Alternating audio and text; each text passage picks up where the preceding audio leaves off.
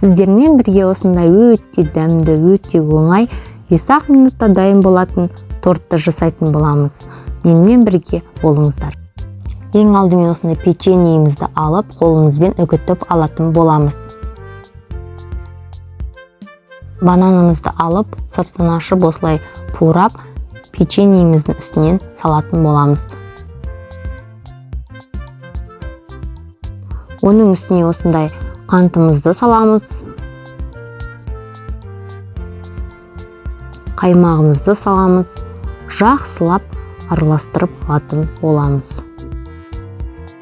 Достар, міндетті түрде жасап көріңіздер. Сіздерге ұнайтынына сөзсіз сенімдімін. Маған лайк басып, комментарий қалдыруды ұмытпаңыздар. Кивимізді ашып, осылай туралап алатын боламыз.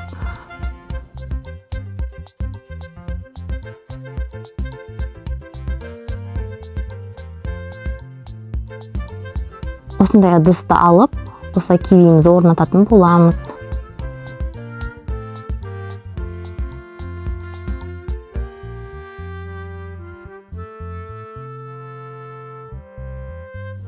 Дайын болған кивидің үстіне жаңағы тортымыздың тестасын салатын боламыз. Салып дайындап қойған тестамызды бетін жауып, холодильникке 3-4 сағатқа қоятын боламыз. Егер түнде жасап қойсаңыздар, таңға дейін өте жұмсақ, өте дәмді болып тұратын болады.